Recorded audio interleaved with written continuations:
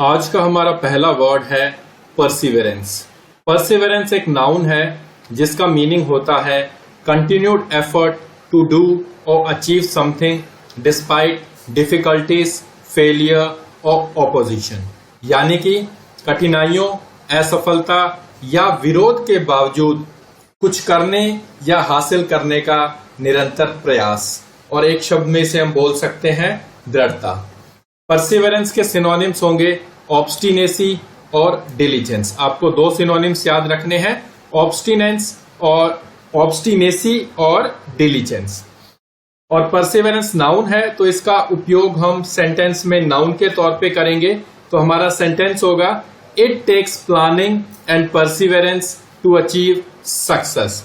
सफलता प्राप्त करने के लिए योजना और दृढ़ता की आवश्यकता होती है। तो हमने देखा परसिवेरेंस का मीनिंग होता है दृढ़ता और इसके दो सिनोनिम्स होंगे, एक है ऑब्स्टिनेसी और दूसरा है डिलीजेंस। और इसका सेंटेंस होगा it takes planning and perseverance या ऑब्स्टिनेसी या फिर diligence to achieve success. Hello friends, स्वागत है आपका हमारे चैनल में और मैं सूरज सिंह आपके लिए लेकर आया हूं डेली वोकैब डे 7। डेली की तरह आज आपको मैं 5 वोकैब विद सिनोनिम्स एंड उसके सेंटेंसेस आपको दूंगा, ये आप अपने रजिस्टर में नोट कर सकते हैं और आप इसे कंटिन्यूस बेसिस पे इसे रिपीट भी करते रहिए। तो चलते हैं हमारे नेक्स्ट वर्ड की ओर। आज का हमारा सेकंड वर्ड है एफ्लुएंट। एफ्लुएंट वर्ड एक एडजेक्टिव है जिसका मीनिंग होता है having a lot of money, यानी कि संपन्न, समृद्ध या फिर हम कह सकते हैं धनवान। एफ्लुएंट के सिनोनिम्स होंगे प्रॉस्पेरस और ऑप्युलेंट। तो दो सिनोनिम आपको याद करने हैं, एक है प्रॉस्पेरस और दूसरा है ऑप्युलेंट।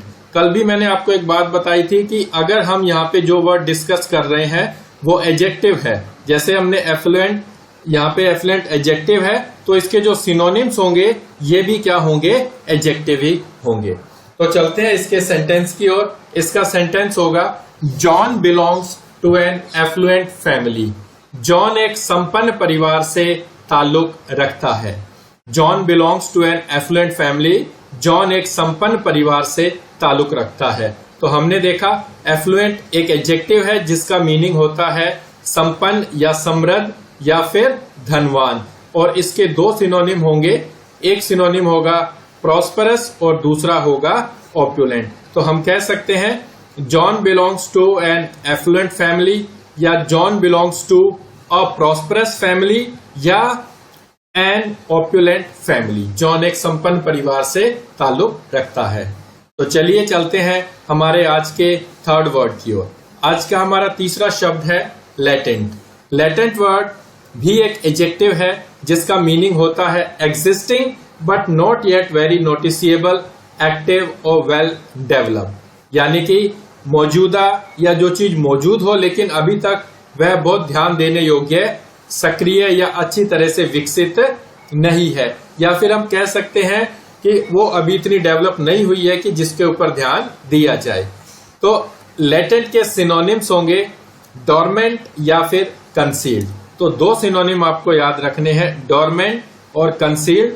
और इसका एक सिनोनिम और हो सकता है इनएक्टिव, एक सिनोनिम और याद रख सकते हैं इनएक्टिव। लेटेंट एडजेक्टिव है तो इसका इस्तेमाल भी एडजेक्टिव के तौर पे होगा। तो इसका सेंटेंस होगा अ latent volcano can erupt any time. एक असक्रिय ज्वालामुखी कभी भी फट सकता है।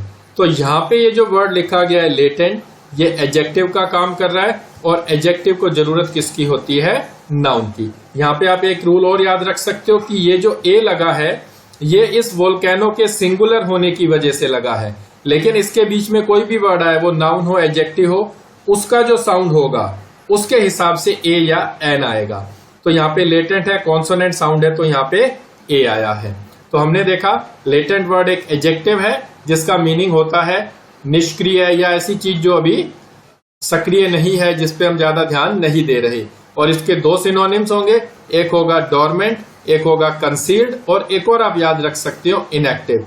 तो हम कह सकते हैं अ latent volcano, a dormant volcano या a concealed volcano can erupt any time. एक असक्रिय ज्वालामुखी कभी भी फट सकता है। तो चलते हैं हमारे नेक्स्ट वर्ड की ओर। आज का हमारा नेक्स्ट वर्ड है स्कैंडलस। आप OUS से ये आसानी से पता लगा सकते हैं कि ये एडजेक्टिव है। OUS जिस भी वर्ड के लास्ट में आएगा वो क्या होगा, एडजेक्टिव। तो स्कैंडलस के जो मीनिंग होगा वो है वेरी शॉकिंग और रॉन्ग, यानी कि बहुत चौंकाने वाला या गलत। और इसके सिनोनिम्स होंगे डिसरेप्यूटेबल और मेलिशियस। डिसरेप्यूटेबल और मेलिशियस OUS आ गया तो ये कंफर्म हो गया कि एडजेक्टिव है। और बहुत सारे ऐसे वर्ड्स हैं जिनके लास्ट में ABLE आता है, वो क्या होते हैं, वो भी एडजेक्टिव होते हैं। कुछ नहीं भी होते, एग्जाम्पल टेबल। तो टेबल जो वर्ड है वो नाउन की कैटेगरी में आता है। तो दो सिनोनिम्स आपको याद रखने हैं, डिसरिप्यूटेबल और दूसरा मेलिशियस। एडजेक्टिव है तो इस्तेमाल भी इसका एडजेक्टिव के तौर पे होगा। तो इसका सेंटेंस होगा the project was denounced as a scandalous waste of public money. तो यहाँ पे जो स्कैंडलस है ये लगा है वेस्ट के लिए, यानी वेस्ट नाउन हो गया और स्कैंडलस क्या हो जाएगा, एडजेक्टिव। यहाँ पे वही सेम रूल लगेगा, एस लगा है वेस्ट के लिए। वेस्ट नाउन भी होता है और वर्ब भी होता है, यहाँ पे ये काम कर रहा है नाउन का। ए लगा है इस वेस्ट के सिंगुलर के लिए। और उसके बाद यहाँ पे जो स्कैंडलस आया है तो यहाँ पे कौन सी साउंड आ रही है, कॉन्सोनेंट साउंड, इसकी वजह से ए लगा है। और इसका हिंदी मीनिंग होगा इस परियोजना को जनता के पैसे की निंदनीय बर्बादी के रूप में निरूपित किया गया था। तो हमने देखा कि स्कैंडलस वर्ड एडजेक्टिव है जिसका मीनिंग होता है बहुत चौंकाने वाला या गलत। और इसके दो सिनोनिम्स आपको याद रखने हैं, डिसरिप्यूटेबल और दूसरा मेलिशियस। तो हम कह सकते हैं the project was denounced as a scandalous waste, as a disreputable waste और as a malicious waste of public money. तो चलते हैं हमारे लास्ट वर्ड की ओर। आज का हमारा लास्ट वर्ड है बैंकरप्ट। बैंकरप्ट वर्ड आपने कई बार सुना होगा।